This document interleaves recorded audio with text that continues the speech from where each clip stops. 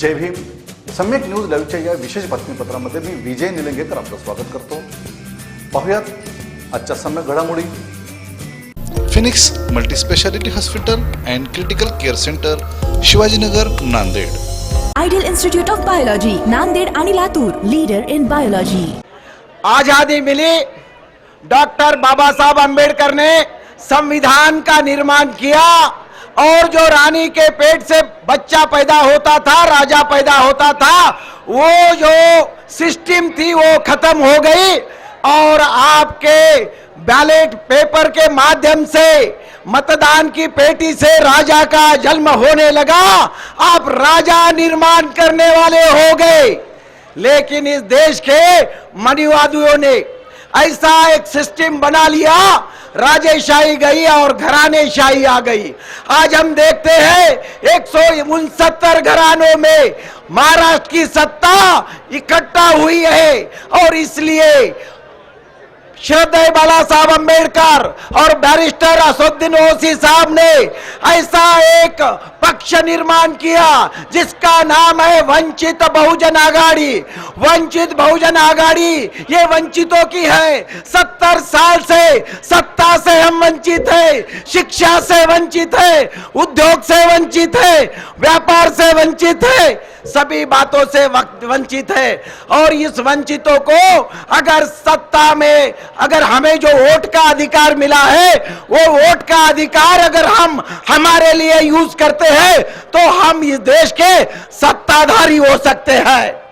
भाइयों, मैं यहां पर आपसे एक नम्र निवेदन करने आया हूं. मेरा मतदार संघ 11 तालुका का है, उसमें से 4 तालुका नांदेड़ जिले के हैं. आपके काफी रिश्तेदार हिंगोली लोकसभा के क्षेत्र में रहते हैं, आपके मित्र रहते हैं. आपके कहीं जो आपके मित्र हैं, रिश्तेदार हैं, उनको आपको फोन करना है और बताना है वंचित का मोहन राठौड़ हिंगोली लोकसभा में उम्मीदवार है और उसकी निशानी है सत्ता की चाबी. इस निशानी के सामने बटन दबाकर मोहन राठौड़ को चुनना है, ये बात बताना है. एक छोटी सी कहानी बताकर मेरी बात खत्म करता हूं.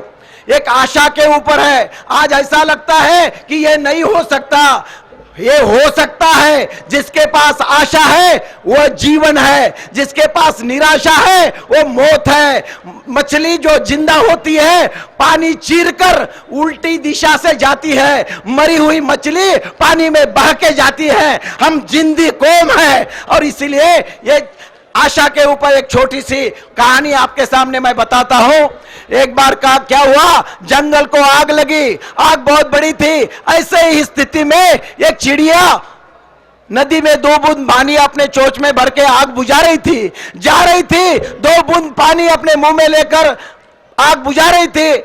आग बुझा रही थी तो बाकी चिड़िया कहने लगी, ए पागल, तेरे 2 बूंद पानी से आग बुझेगी? वो चिड़िया ने कहा, मुझे ही पता है, मुझे मेरी 2 बूंद पानी से आग नहीं बुझेगी, लेकिन जिसने मुझे निर्माण किया है उसे खुदा कहो, अल्लाह कहो, ईश्वर कहो, परमेश्वर कहो, उसके पास मुझे जाना है. वो पूछेगा, आग लग गई थी, तू तब क्या कर रही थी? जब गर्व से कहूंगी, ए अल्लाह, हे परमेश्वर, हे खुदा, जितनी ताकत तूने मुझे दी थी उस ताकत के साथ आग बुझाने का काम कर रही थी. बाजू में हाथी का बहुत बड़ा ग्रुप था. उसने ये बात सुनी. उनको लगा हमने भी तो उसी अल्लाह परमेश्वर ने पैदा किया है, चलो हमारे पास तो बड़ी सोंड है, हम पानी भर के आग बुझाएंगे. वो काम को लग गए. वैसे भी पक्षी काम को लग गए, हाथी प्राणी काम को लग गए. आजू बाजू में अलग अलग इंसान के ग्रुप थे, वो सभी काम को लग गए.